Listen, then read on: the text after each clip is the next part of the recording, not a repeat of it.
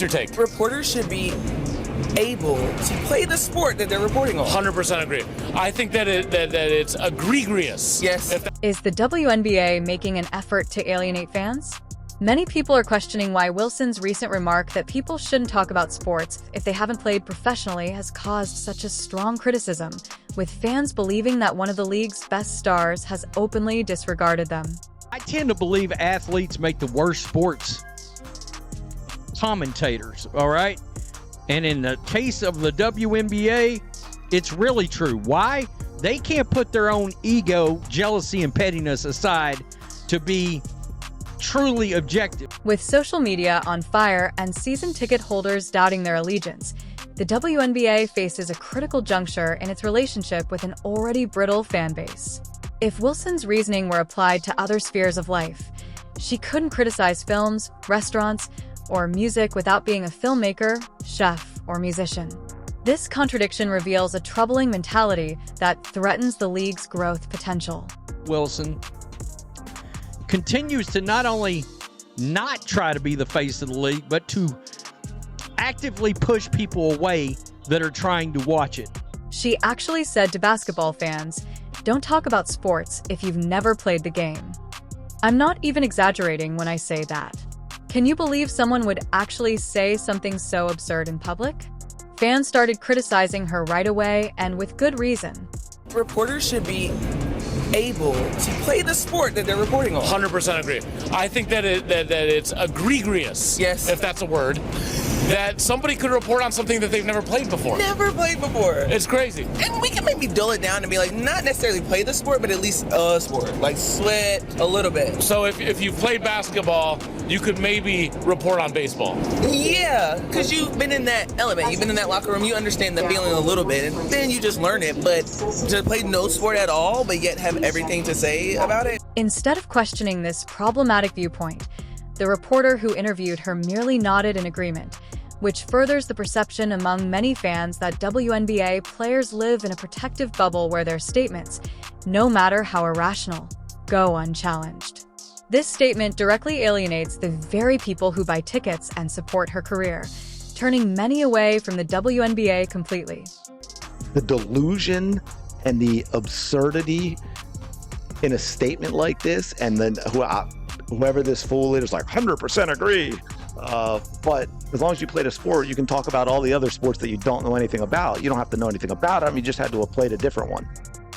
Really? The timing is especially bad because the WNBA is currently having trouble growing its fan base. After years of battling to attract a wider audience, the league has up-and-coming stars who are igniting interest in women's basketball. However, one of their most well-known players is telling casual viewers that their opinions are invalid because they haven't played professionally. It's like a restaurant chef telling patrons they can't criticize the food unless they've worked in a professional kitchen, totally misinterpreting the relationship with the patron. The most legendary players of all time were terrible at being sports commentators. No offense, I love Jerry Rice, Emmitt Smith, Joe Montana. I'm a Niners fan. That's two of my guys. They were terrible at talking sports. Don't you think it's a little odd that two of the biggest names in the history of football don't talk sports? Because they're not good at it. The WNBA's financial situation makes this situation even more worrisome because, despite higher attendance, the league lost $40 million last year. They desperately need every fan they can draw in by selling tickets, attending games, and cheering on their teams. But one of their most well-known players tells fans their opinions are irrelevant, undermining these crucial expansion initiatives. Look through any comment section talking about this story. Fans are expressing disappointment and displeasure.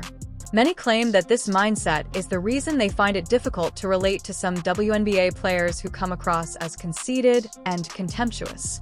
One person said, "I've watched basketball all my life, but apparently their perspective is worthless without professional playing experience." It's not a word.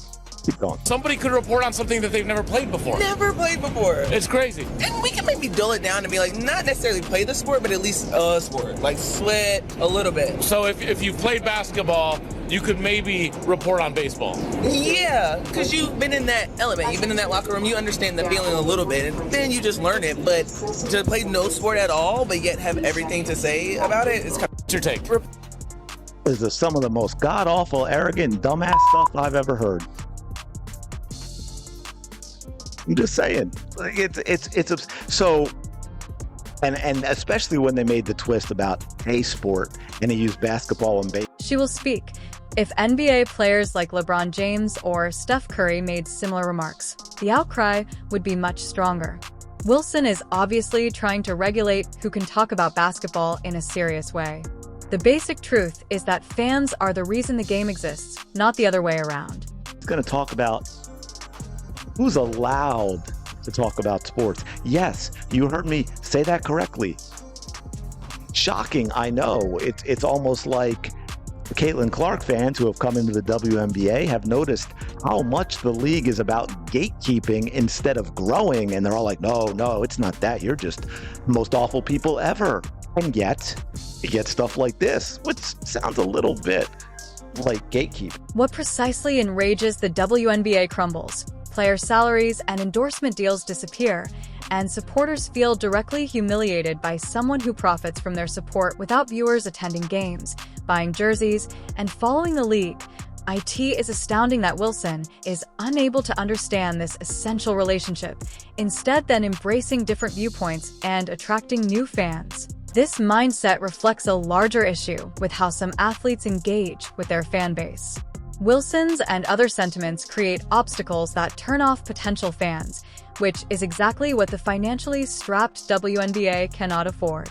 If you didn't play a sport, but you're really intelligent and you've watched that sport and you've analyzed that sport, and you've learned everything about that sport to the point that you can probably make a pretty damn good coach, you have no right to talk about that sport, to have an opinion on that sport, to do analysis.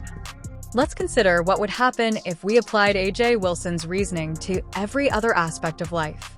The outcomes would be absurd. For example, if someone told you that you couldn't discuss food unless you were a professional chef, would you really need to complete culinary school to express your distaste for a restaurant that makes no sense? Even if you have never cooked professionally, your input is highly important because you eat food every day and know what tastes good to you. She wants the privilege of never being criticized. That's it.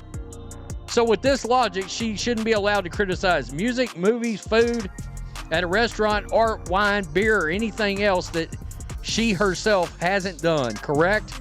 That's exactly what she's saying. It's the dumbest crap known to man.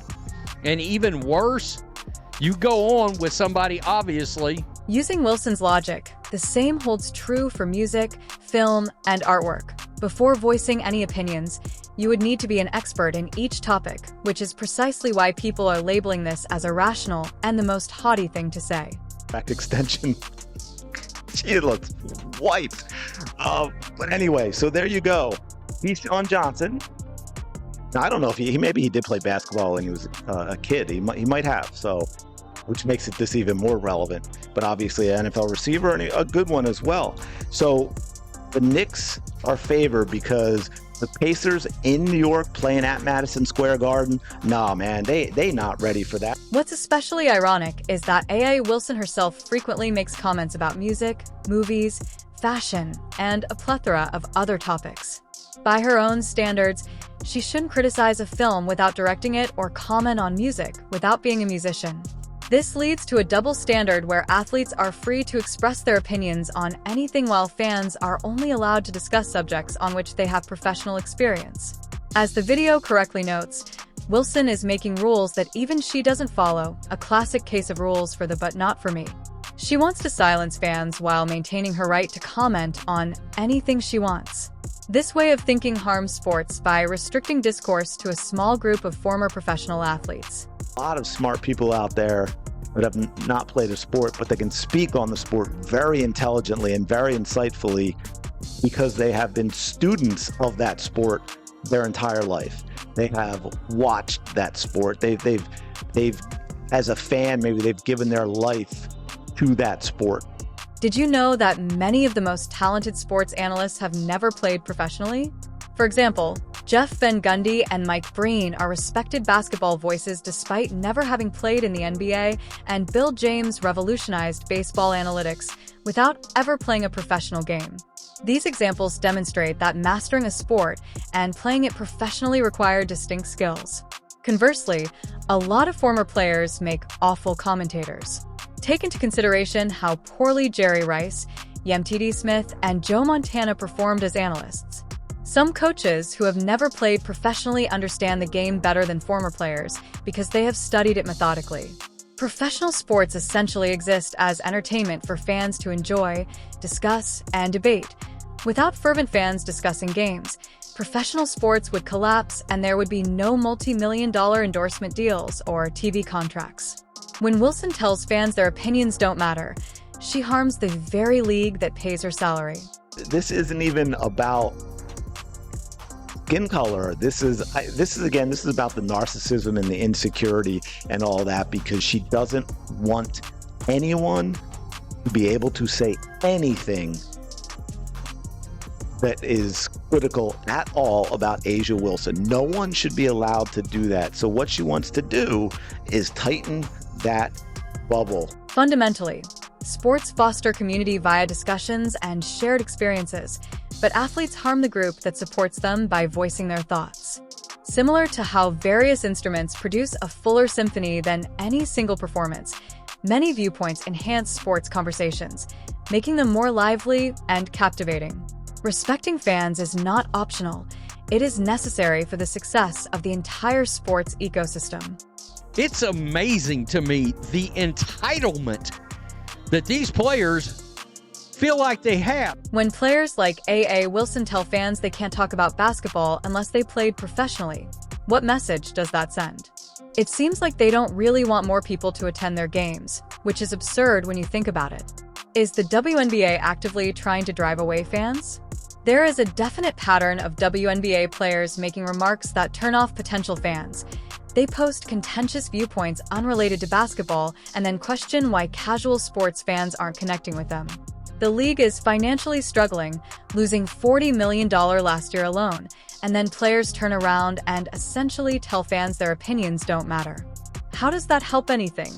I've been following the league for years, but lately I feel like the players don't even want me as a fan, a longtime WNBA supporter told me last week.